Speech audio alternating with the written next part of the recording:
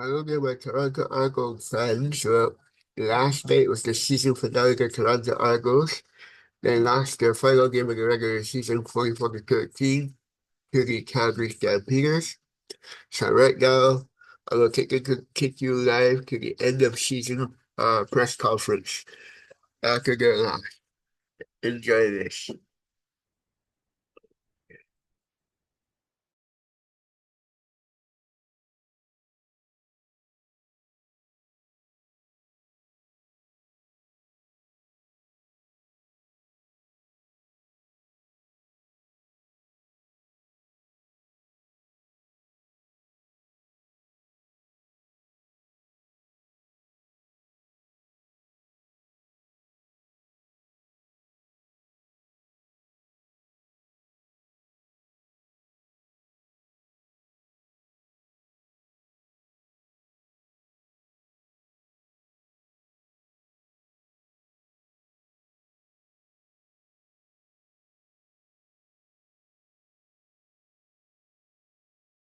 So, Nick, obviously, this is not how you wanted to see your season end, but overall, I think you should be proud of what you've accomplished this year. Is that how you kind of feel like you were able to step in and really put this team?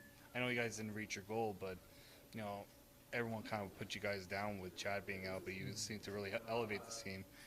How happy were you with the fact that you were able to do that this year?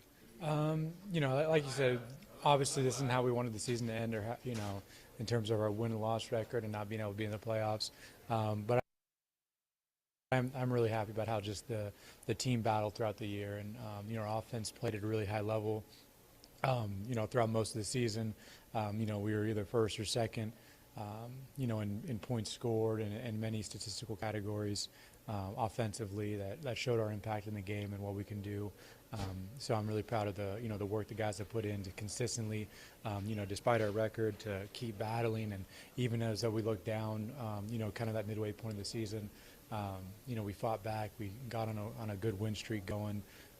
Unfortunately, we couldn't continue to overcome some of the injuries that we started taking on in September. But it's part of the reason you can't just dig yourself in a hole early on in the year.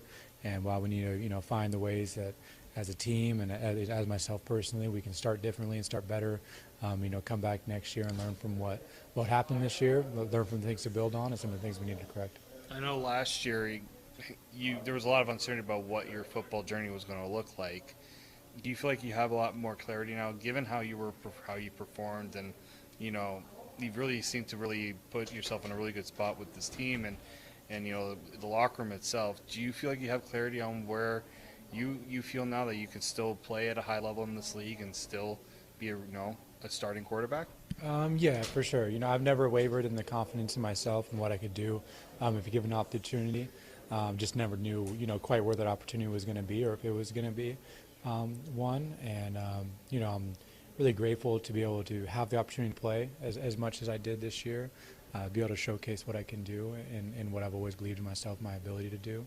Um, you know, Definitely have clarity. I feel like that, there's enough people around the league that, that have seen me play now and have seen me play an extended period of time, who would trust me to be their quarterback. I still don't know what's to come for this offseason or what's to come for next year.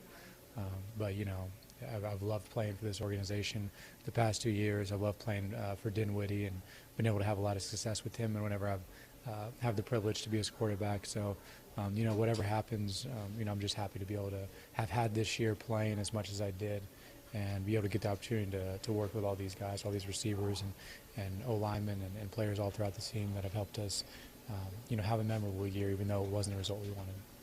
What's something positive you feel like this group can take going forward? I know it's hard right now given your season's ending and other teams are going to be going and playing for a Grey Cup.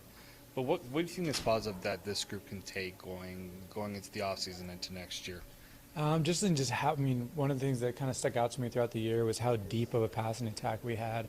How many times, how many different receivers had led our team in receiving or receptions or touchdowns at various points in the season. To be able to throw for as many thousands of yards as we've had, and to not have a single 1,000-yard receiver on the roster, is pretty incredible. For us to be able to have Coxie, almost hit 1,000 yards in his first 10 games or so, and then get hurt. Obviously, he's one of the most dynamic and best playmakers in the league. And then after his injury, to be able to hit a 3-game win streak, and for young guys to step up, for Herslow, to catch on fire, taking the spot of Coxie when he got his chance. All those things were really cool things to look back on. When you're going through 2 months of the season and you're averaging over 30 points a game, that's really successful for an offense in pro football.